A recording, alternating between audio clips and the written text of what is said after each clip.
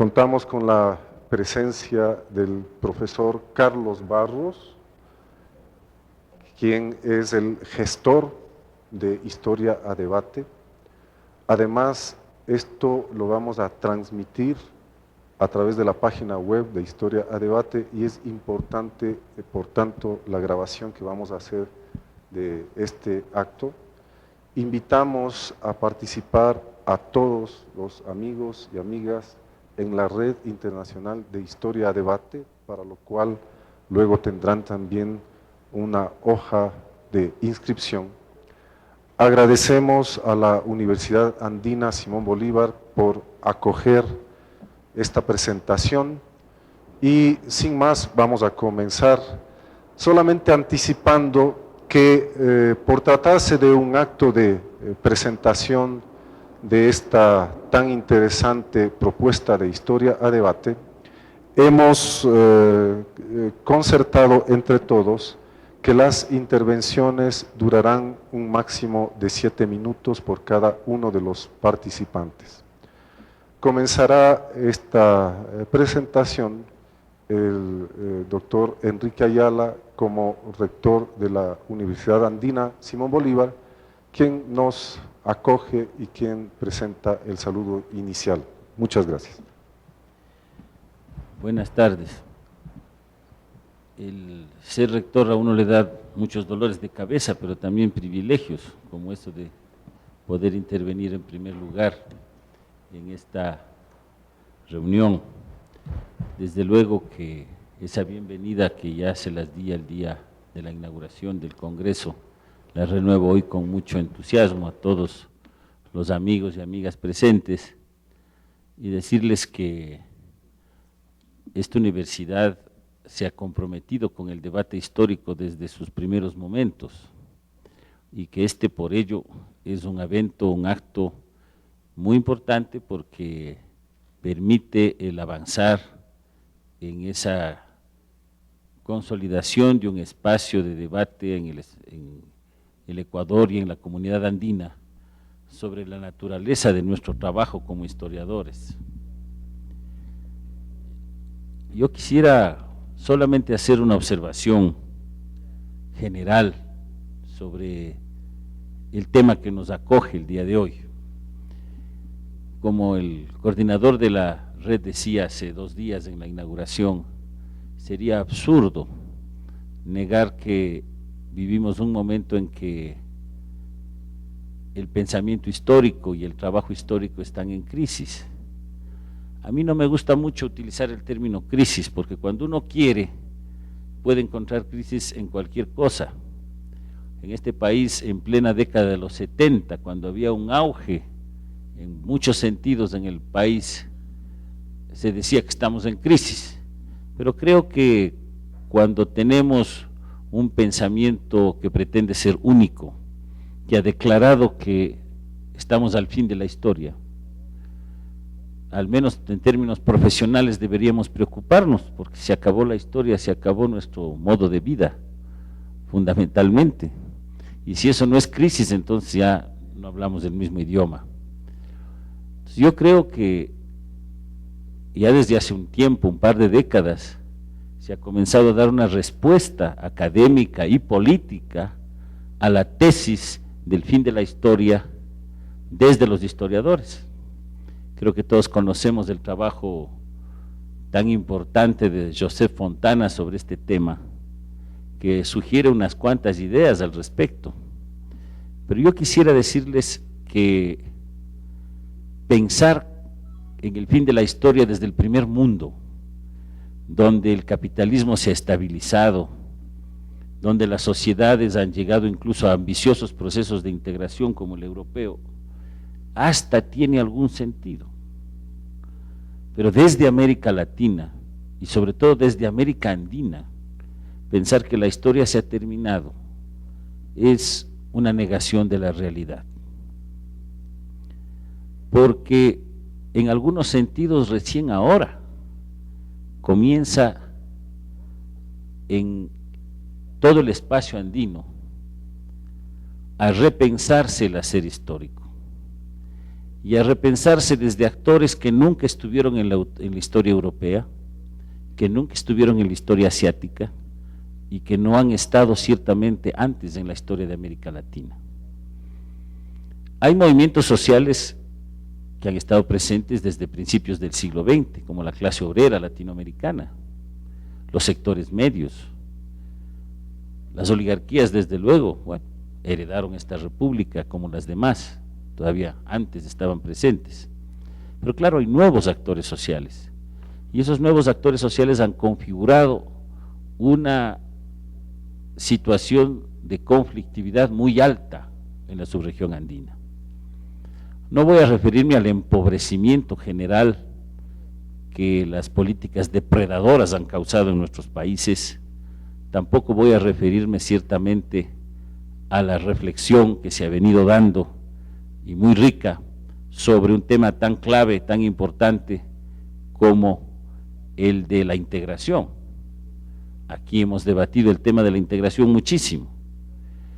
Tampoco quisiera, aunque me tienta, pero creo que ustedes tienen ya todos el prospecto de la historia andina, para decirles que una de las novedades precisamente de los últimos 20 o 30 años en nuestra historiografía ha sido romper las barreras nacionales y pensar la historia desde nuestra identidad andina.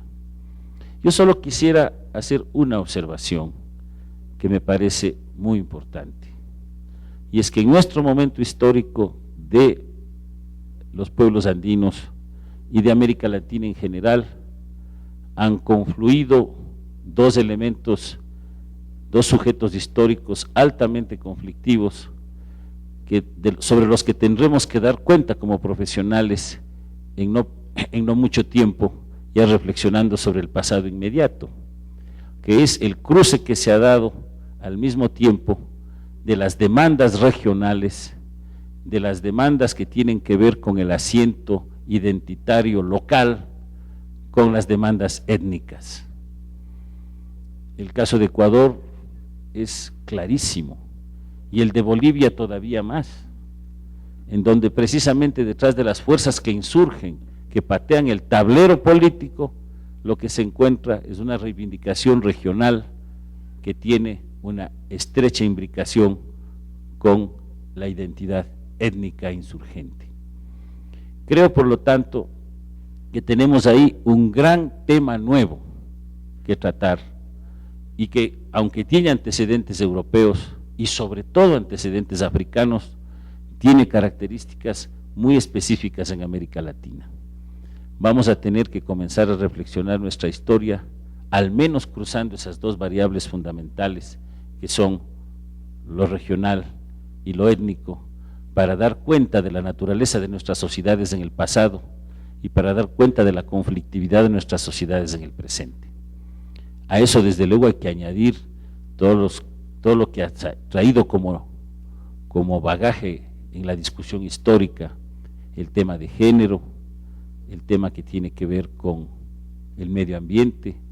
No hemos hecho nunca una historia del ambiente, hemos hecho geografía histórica, pero ahí también hay un problema de conflictividad, no solamente un tema retórico sobre el tema femenino, sino una realidad de desbalance de mujeres que son más desempleadas que los hombres, que ganan menos que los hombres y que sin embargo buscan un espacio social.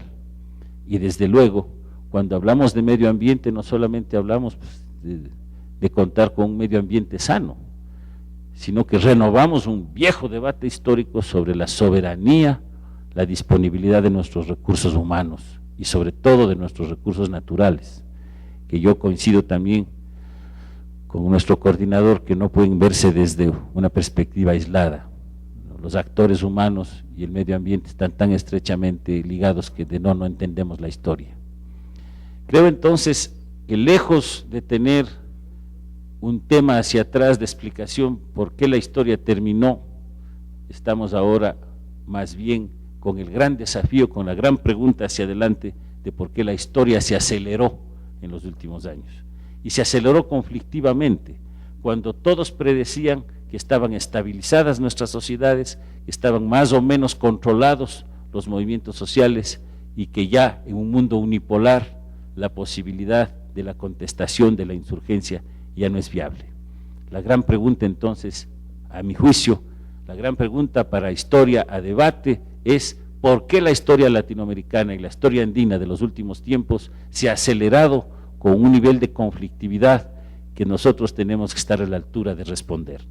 Yo creo que esa es una gran pregunta que tenemos que afrontarla hacia el futuro, y si la contestamos adecuadamente, encontraremos la respuesta de que el fin de la historia simplemente era una trampa ideológica en la cual no podemos caer ni siquiera como principio, peor aún en la práctica de una Latinoamérica movilizada, agitada, en cambio tan acelerado.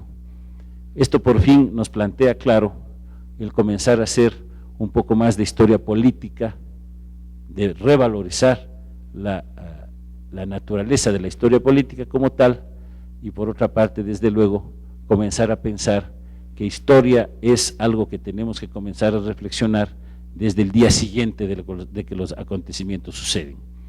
Yo he tenido ahora precisamente que trabajar un poco como actor y al mismo tiempo como historiador sobre cómo explicar los últimos años para un proyecto de divulgación que publiqué el diario El Comercio, que todos ustedes conocen. Y ahí me he dado cuenta en la práctica, en la vida profesional, que precisamente el enfrentar la historia inmediata es un tema que nos lleva a contestarnos este gran interrogante sobre el futuro de nuestra profesión. Bueno, yo creo que eso es lo que puedo aportar y creo que me he cumplido el tiempo más o menos limitadamente. Muchas gracias. Vamos a intervenir en el siguiente orden: Guadalupe Suasti, Rocío Pazmiño, Imam Acuad, Guillermo Bustos, Carlos Freile, Jorge Jurado, Roland Anrup, Juan Pazmiño y Carlos Barros. Así es que comenzaremos entonces con la intervención directa de Guadalupe Suasti. Ella es historiadora, directora del Taller de Estudios Históricos y secretaria ejecutiva del Congreso Iberoamericano de Educación. Tenemos, Guadalupe, 7 minutos, y disculpen si yo me comporte como dueño de casa, cortando el momento en que sea necesario. Gracias. Gracias. Buenas noches, decía a todas y a todos los que están aquí presentes, a los compañeros de la mesa. Señalaba que mi intervención en este encuentro va a ser totalmente desde mi experiencia personal y particular de acercamiento a historia-debate. Y empezar diciendo que la primera vez que me topé con el primer tomo de las memorias del primer congreso de historia-debate fue en el 1999, cuando en la librería El Giraldillo de Sevilla me lo encontré perdido entre tantos otros libros que se publican en España. Particularmente me llamó la atención en el índice del libro el punto 4 del tema 3 y el tema 3 del tercer tomo, que tenía que ver con la historia enseñada y también con la enseñanza de la historia. Esto me permitió a mí hacer y establecer el vínculo entre la historia y la educación. En el 99 me encontraba trabajando en educación en un intento de mejoramiento de la enseñanza media y sentía, de mi manera particular de ver en ese instante, mi direccionalidad profesional dividida y escindida entre la educación, que era un campo que me gustaba y me llamaba mucho la atención, y la historia de la cual me estaba apartando. Pero debo confesar ahora que ese primer acercamiento hacia historia-debate me permitió encontrar la unidad y la conjunción en lo que es la historia de la educación, campo en el que actualmente me desempeño.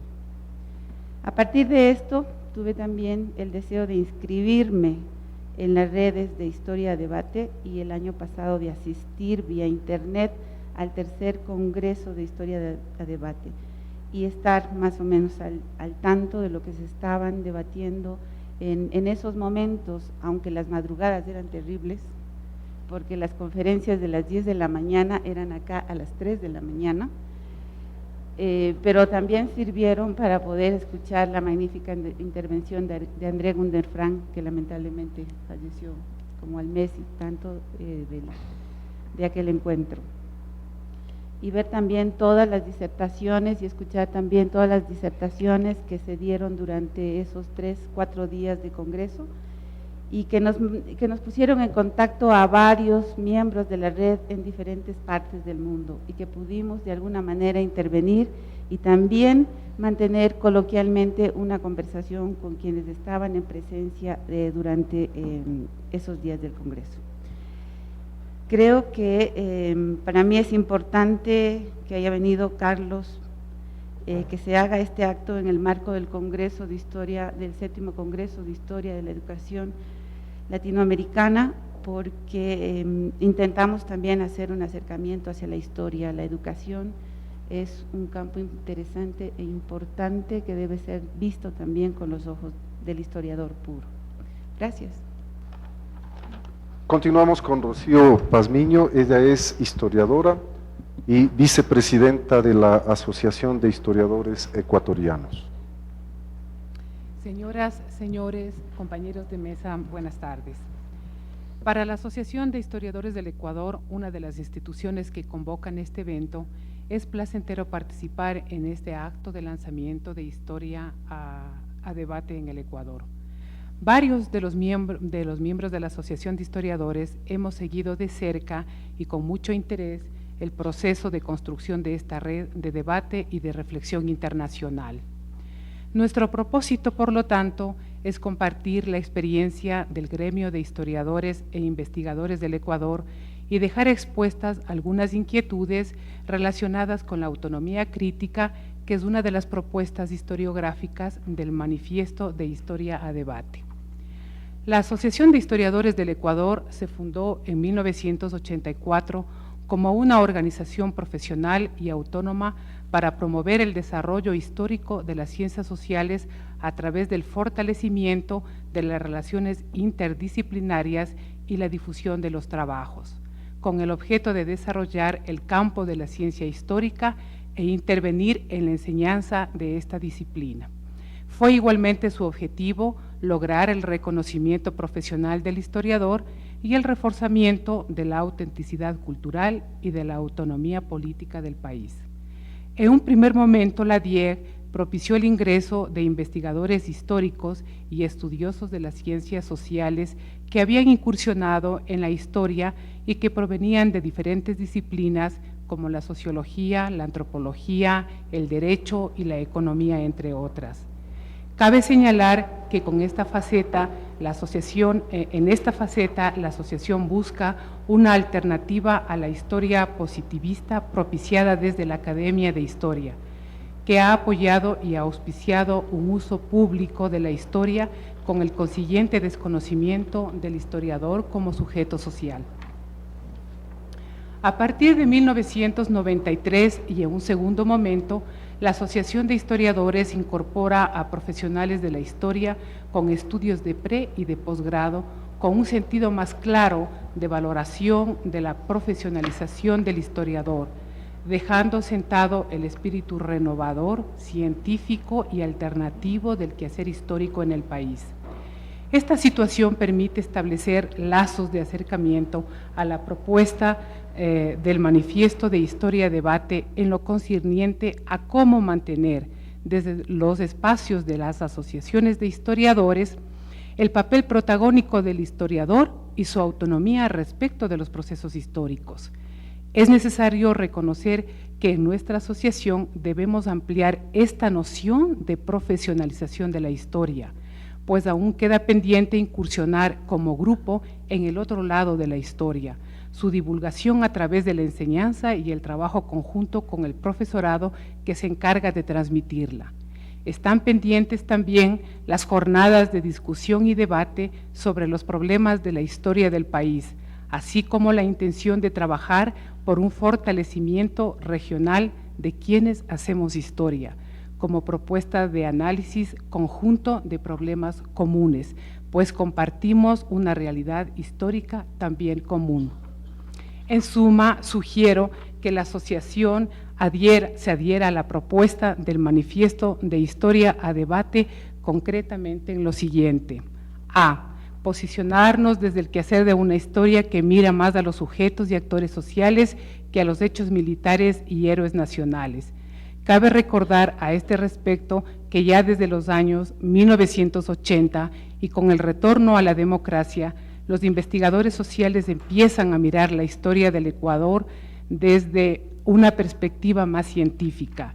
Desde la economía, la sociología y la ciencia política aparecen trabajos que dan cuenta de nuevas reflexiones que cuestionan la historia tradicional. Un ejemplo de ello constituye la aparición de la Nueva Historia del Ecuador, cuyos ensayos analizan la formación social, económica y política del país, con base en una cronología de procesos que difiere de la periodización de héroes y presidentes vigente hasta entonces. B. Construir un espacio abierto y alternativo de debate donde la historia se haga desde la reflexión, permitiendo que los grupos generados en las diferentes instituciones de educación superior encuentren en este espacio gremial la instancia donde se pueda compartir e intercambiar ideas, teorías y propuestas metodológicas y encontrar en conjunto salidas a las necesidades profesionales de los colegas. Y C, finalmente, el posicionamiento de la DIEC permitirá extender los horizontes hacia un nivel más amplio, el regional. En esta perspectiva surge la necesidad de vincularnos con quienes piensan las historias de los otros países sin considerar que son historias comunes.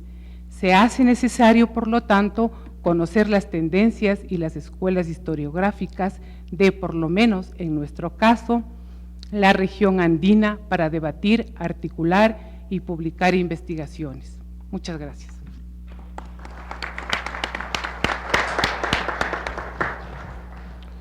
Historia a Debate no solo agrupa a historiadores, también quiere ser una red de múltiples intereses y desde luego no agrupa solamente a historiadores de España ni únicamente del Ecuador. Por ello, vamos a escuchar la intervención de Irma Marquardt. Ella es alemana, doctora en Lingüística General, directora del SENAI de Quito y profesora del área de posgrado de la Universidad de Cuenca, y es consultora internacional en educación. Muy buenas noches, muchas gracias por la invitación. Seguramente ustedes se preguntan, ¿qué hace una lingüista aquí? ¿Qué hace una lingüista en un debate de historia y qué hace en general la lingüística en la historia? Bueno, para los lingüistas nunca ha sido cuestionado la importancia de la historia en varias ramas de nuestra investigación. La historia siempre ha sido y sigue siendo una ciencia que apoyaba y apoya a la lingüística, y a mí me parece que ya es hora que la lingüística también apoya, pero de manera más oficial, a la historia, especialmente ahora, cuando la creación de un nuevo concepto de la historia que plantea el manifiesto de la historia a debate, resalta también los estudios interdisciplinarios y de la comunicación. Para este trabajo interdisciplinario es preciso entender que la historia es, en las palabras de Kuhn en su libro de estructura de las revoluciones científicas, algo más que un depósito de anécdotas o cronologías. Y al mismo tiempo hay que entender que la lingüística es algo más que un depósito de lenguas aprendidas y analizadas. Si podemos alejarnos de viejos y errados conceptos, veo abierto un camino para investigaciones interdisciplinarias muy fructíferas. Más fructíferas aún cuando sean abiertamente, entre comillas, conectadas las dos disciplinas, historia y lingüística, porque hasta ahora el trabajo en conjunto sin duda sí existía, pero más bien era siempre una coincidencia. Lenguaje e historia, voy a mencionar en el poco tiempo que me queda, porque eso estoy corriendo, solamente unos ejemplos que me parecen muy fascinantes. Traducciones erradas, falsificaciones, malentendidos interculturales, etimología de una palabra, eufemismos, estadísticas de uso de una palabra en su contexto político y lenguaje como reflejo de la situación social de un pueblo. Todos esos tienen que ver con lenguaje y historias. Todos esos tienen un efecto, un impacto histórico. Ustedes, tal vez, voy a comenzar con Michelangelo, muy ya lejos en el tiempo. Me imagino que está muy conocido ese gigantesco monumento histórico de Moisés, creado por Michelangelo. Una vez se han preguntado por qué este pobre señor tiene cuernos. Nunca. Tiene cuernos, sí. Bien, era un error en la traducción. Él debería haber sido coronado. Y como Michelangelo no supo nada de ese error, le creó los cuernos y de ahí para siempre queda Moisés cornudo. No queremos compartir su destino. Entonces, también en Alemania, 1870, unos cambios de las palabras, una omisión de un párrafo y Bismarck cambió una carta que él recibió, publicó eso en Alemania y que pasó, los franceses le declararon a Alemania la guerra 1870 con un gran impacto histórico. La Titanic, otra cosa, tal vez hubiéramos ahorita más sobrevivientes. ¿Por qué? Porque si los barcos en el alrededor hubieran entendido el radiograma que mandaba constantemente la Titanic, CQD, pero nadie le hizo caso, porque este código utilizado por la Titanic ya no existía, internacionalmente ya era SOS. Son cosas interesantes. Y también en Alemania, al comienzo del siglo XIX, un maestro en el sur de Alemania tenía esa malvada idea de falsificar un documento que él supuestamente encontró en su sótano y supuestamente era del siglo XVIII. Era un documento terriblemente racista contra los judíos que le sirvió en su política en su pueblo.